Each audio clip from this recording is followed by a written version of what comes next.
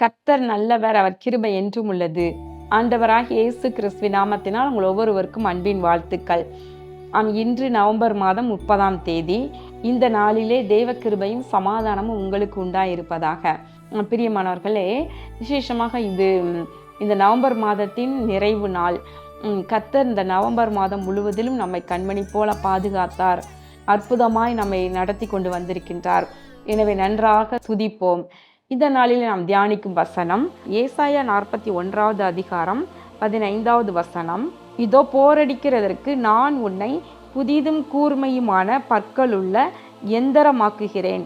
நீ மலைகளை மிதித்து நொறுக்கி குன்றுகளை பதருக்கு ஒப்பாக்கி விடுவாய். இன்று அருமையான ஒரு வாக்கு தத்தம். பிரியமானவர்களே, ஒருவேளை மழுங்கி போன ஆயுதம் நல்லா ஷார்ப்பாக இல்லாமல் அப்படி மொட்டையாக மழுங்கி இருக்கின்ற ஆயுதத்தை கொண்டு நம்ம என்னதான் பிரயாசப்பட்டாலும் அதனால் நம்முடைய பலன்தான் விரயமாகுமே தவிர அதை வைத்து காரியம் நடக்கவே நடக்காது. அதிக பலத்தை யூஸ் பண்ண வேண்டியிருக்கும் நம்முடைய ஆயுதம் மழுங்கி போயிருந்தா. ஆனால் ஆண்டவர் சொல்கிறாரு, இதோ உன்னை எப்படி மாற்றுவேன், புதிதான அதே நேரத்தில் கூர்மையான பற்கள் உள்ள எந்திரம் போல உன்னை மாற்றுகிறேன். நீ எப்படி இருப்ப, மலைகளை மிதித்து நொறுக்கி குன்றுகளை பதருக்கு ஒப்பாக்கி விடுவாய். மலைகளை மிதித்து நொறுக்கி போடுவ, குன்றுகளையெல்லாம் பதர் போல அப்படியே பறந்து போய் காற்றுக்கு பதர் அப்படி பறந்து போகும் இல்லையா, அது மாதிரி நீ குன்றுகளையெல்லாம் மாற்றுவாய் என்று ஆண்டவர் சொல்லுகின்றார். பிரியமானவர்கள், இன்றைக்கு தேவ பிள்ளைகள் சில நேரம் சத்துருவின் போராட்டம், வாழ்க்கையில் வருகின்ற பிரச்சனைகள், இவைகளெல்லாம் எப்படி நம்ம ஜெயம் எடுப்பது, எப்படி இதை தாண்டி போவது, இதற்கு பலன் இல்லையே என்று சொல்லி சோர்ந்து போய் உட்கார்ந்து விடுறாங்க. அது என்ன காரணம்னா, ஏன் பலன் இல்லாமல் இருக்குது, தேவ வல்லமை ஏன் குறையா இருக்குது, ஏன் உங்களுக்கு விரோதமாக இருக்கின்ற மலைகளை நீங்கள் மிதித்து நொறுக்க முடியலை, உங்களால் குன்றுகளை ஏன் பதருக்கு ஒப்பா மாற்ற முடியலை, ஏன்னா உங்களுடைய ஆயுதம் மழுங்கி போயிருக்குது. உங்களுக்குள்ள இருக்கிற கர்த்தருடைய அபிஷேகமானது அது குறைவாகி அது மங்கி போயிருக்கின்றது. ஆனால் ஆண்டவர் சொல்கிறாரு, நான் உன்னை புதிதும் கூர்மையுமான பற்களுள்ள எந்திரமாக்குவேன். அபிஷேகத்தினால் நிரம்புங்க.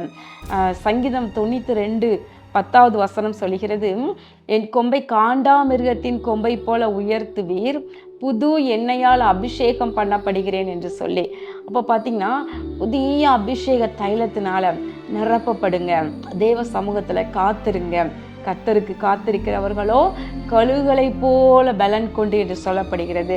அப்போ உங்களுக்குள்ள இருக்கிற தேவ வல்லமை குறைஞ்சது போல இருந்தாலோ, உங்களுடைய ஆவிக்குரிய பலன் உங்களுக்கு அப்படி மங்கி போய் இருந்தாலோ, ஒரு சின்ன சத்துருவின் எதிர்ப்பை கூட தாங்க முடியாமல் நீங்கள் அப்படியே சோர்ந்து போய் உட்கார்ந்துக்கலாம்.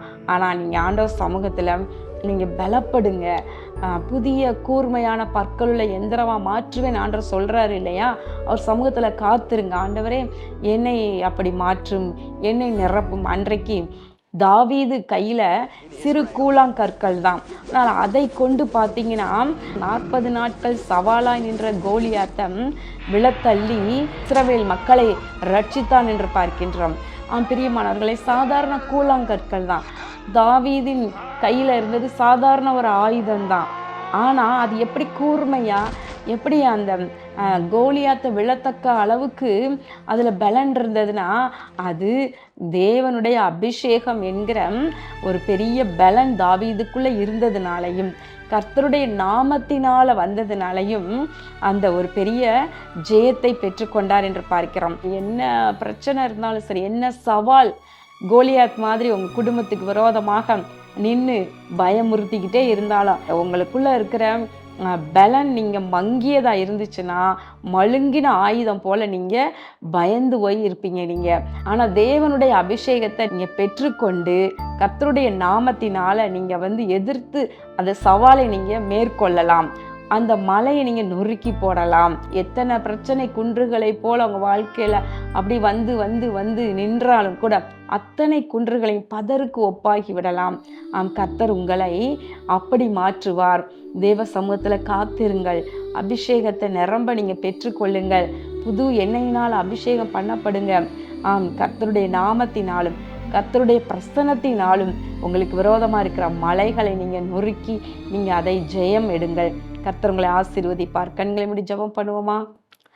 எங்கள் அன்பின் பரலோக பிதாவே, இதோ இந்த நாளிலே நாங்கள் தியானித்த வசனத்தின்படி கர்த்தாவே, இதோ புதிதும் கூர்மையுமான பற்களுள்ள எந்திரம் போல நீர் உம்முடைய பிள்ளைகளை மாற்றுவீராக. இதோ தகப்பனே, குன்றுகளை பதருக்கு ஒப்பாகவும் மலைகளை மிதித்து நொறுக்கவும் தக்கதான ஒரு புதிய பலன் ஆண்டவரை ஒவ்வொருவரையும் நிரப்புவதாக. கர்த்தாவே, எதிராக சவாலாக நின்று கொண்டிருக்கிற எந்த பர்வதம் போன்ற பிரச்சனைகளும் ஆண்டவரை கர்த்தருடைய பிரசன்னத்தினால் உருகி போகும் என்று பார்க்கிறோமே. இதோ உம்முடைய பிள்ளைகள் உம்முடைய சமூகத்திலே காத்திருந்து ஆண்டவருடைய பிரசன்னத்தினால் நிரம்புவார்களாக. இதோ அவர்களுக்கு விரோதமாக எதிர்த்து நிற்கின்ற மலை போல பிரச்சனைகளும் அது அப்படியே உருகி போகட்டும். ஒவ்வொருவரையும் ஆசீர்வதித்தருளும், ஒவ்வொருவரையும் பயன்படுத்தும். இயேசு கிறிஸ்துவின் நாமத்தினாலே இந்த ஜெபத்தை ஏறெடுக்கின்ற நல்ல பிதாவே, ஆமேன். பிரியமானவர்களே, கர்த்தர் உங்களை ஆசீர்வதிப்பாராக. ஆமேன்.